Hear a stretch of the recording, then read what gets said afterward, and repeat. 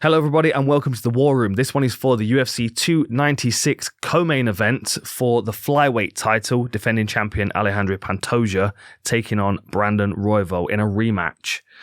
I have done a War Room for all of the fights on this card. So the first three I've just recorded. I'm going to be doing the main event after this as well. Make sure you check them all out, and please give us a like and a subscribe. We very much appreciate it. Okay, this fight is. I mean, there are so many fights on this card to look forward to. I kind of feel like people have been looking over this one, but two of the most exciting fighters on the roster, two of the most dangerous fighters on the roster as well. You know, Pantoja is a legitimate maniac. Like the way that he fights, the recklessness sometimes that you see in his fights. You can see there's an anger there that he fights with, which, you know, I mean, I just like watching it. It's not necessarily the best way to fight, you know. But at the same time, when you see someone fighting with that kind of rage, you can't help but watch it, because the intensity that he brings to the cage is another level. And on the other side, Royval, he's in there flowing and having fun. There's a chaos to his game as well, but it doesn't have the same kind of anger backing it up, I don't feel. There's not that same kind of like gritted teeth emotion, which makes him a lot looser, and he's probably more efficient generally. It does allow him to have a good steady work rate where he's able to flow from one range to another and throw random things at his opponents. Both of these guys can be quite chaotic, and they're very good at flowing through the ranges. Instead of trying to control one particular range, they don't mind if this fight changes gears and hits the floor, as we saw in their first fight. So quick tale of the tape from UFC stats. We've got 26-5 for Pantoja and 15-6 for Royval. Shorter average fight time for Royval at 6:28 compared to 11:11 on Pantoja's side. Height advantage for Royval by 4 inches. Reach advantage is just 1 inch. Higher striking output by Pantoja. Better striking defense. Better striking accuracy. More takedowns on average, lower takedown accuracy, better takedown defense. Submission average, both of these guys have got a lot of submission attacks, but Royval is 2.3. It's because he is literally like machine gunning submission attempts. He's very good at chaining things together and quite happy.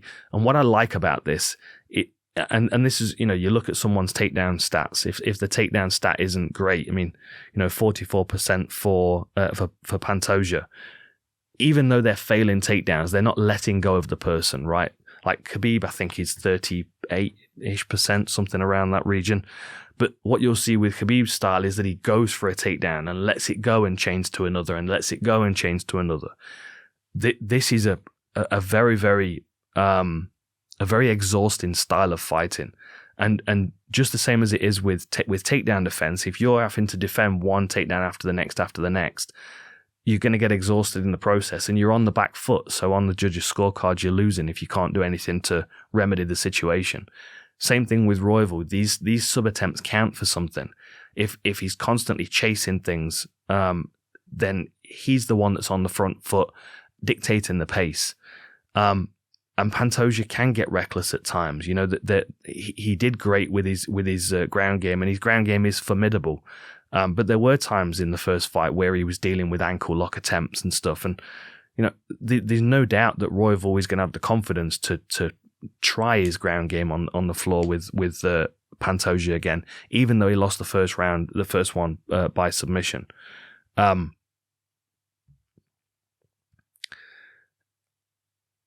If we look at their records, where they're at right now, so let's just have a quick look. So where we're at, Pantoja, so 26 wins on his record, 8 by knockout, 10 by submission. Never been stopped, never been finished, never been knocked out, never been submitted. The 5 losses on Pantoja's record are all by decision. On Royval's side, you've got 15 wins, 5 by knockout and 8 by submission. So he's very, very rarely going the distance. Two fights by decision that he's won, 4 that he's lost. He's also got the submission loss, which is the only real probably like legitimate loss on his record. The Brandon Moreno one was was it a dislocated shoulder, Jamie? Remind me. Yeah. Yeah, like that's an unfortunate situation that does go down as a TKO on his record, but the rear naked choke was like Pantoja took it from him, you know, and that's a lasting memory. And from that, he went on to have 3 really good wins. Rogerio Bontorin is a tough individual. Went the distance with him, won by split, guillotine Machnell in the first round, and then stopped Mateus Nicolau with knees and elbows. 2 performance of the night bonuses. I really like the way that Royval fights, and I think that the fact that he can be relaxed and the fact that he does allow himself to kind of flow from one position to another, it can work really well for him. But I also think they're the moments that he can potentially lose it to Pantoja like he did in their first fight. He looked a little too relaxed having his back taken in that fight. He looked like he was thinking too much about escaping the lower body and left his neck available. And Pantoja, he's got that instinct in him to finish fighters. And that's why he can get reckless sometimes, especially if you've seen he's hurt somebody.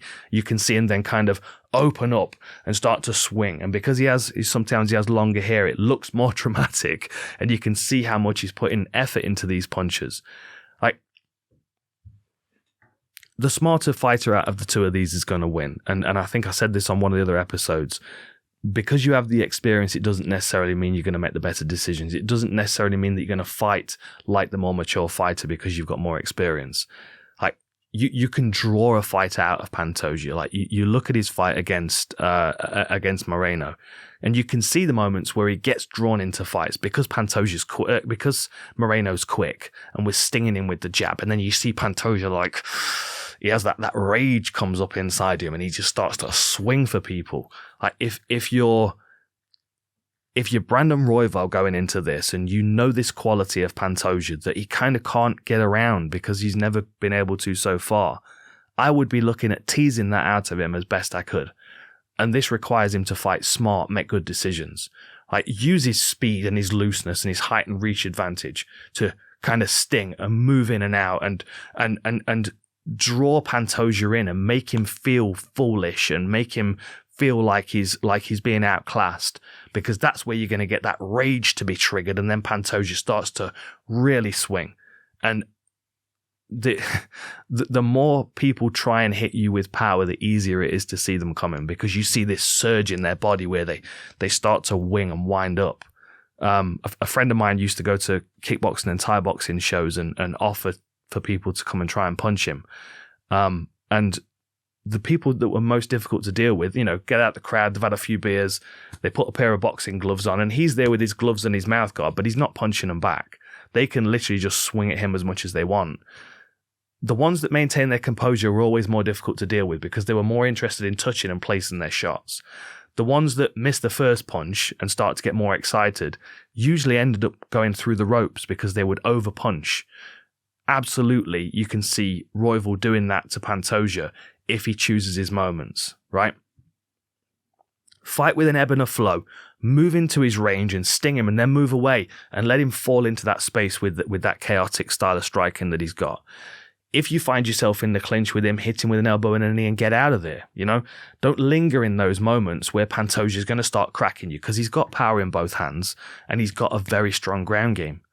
So if you can play into the emotion that he brings to the cage, you can definitely force him to waste energy.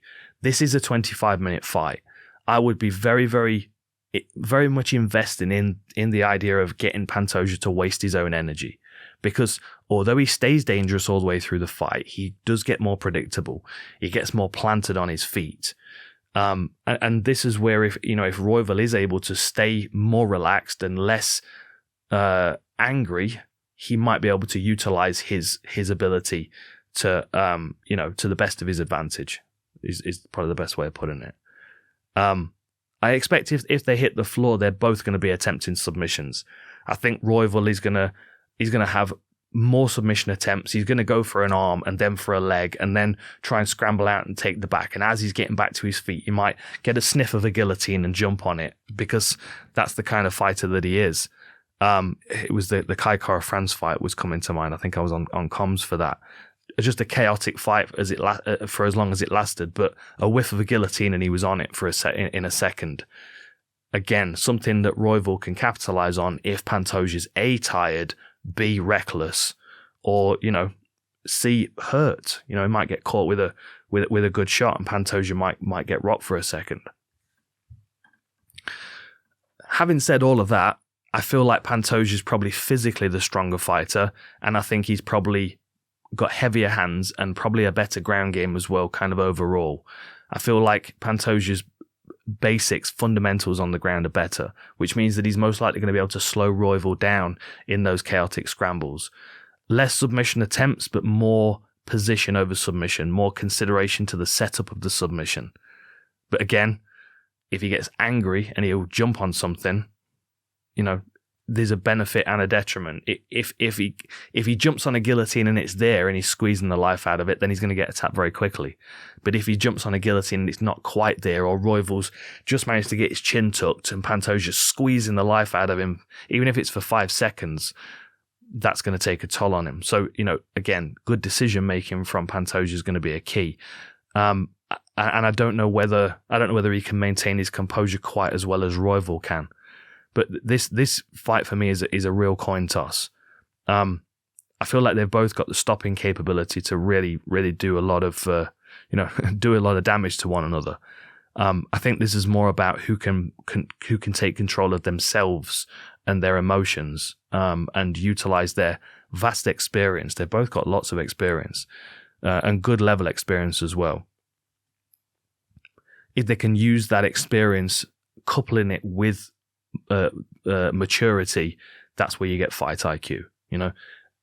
Volume of fights doesn't necessarily lead to fight IQ, unfortunately. There are a lot of people that have got loads of fights and they never really fight smart. There are people that have had 6 fights and they're very, very intelligent. But with the experience that these guys have got, the only thing that they really need to do is rein in their recklessness a little bit and apply some logic to it. And I think that's really what's going to determine this fight.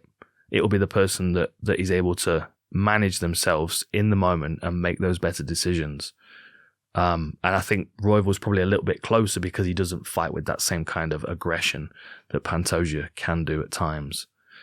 But of course, this is going to be a great fight and we're all looking forward to it. So go wild, guys. Get crazy in there. All right, enjoy these fights. I'll see you next time.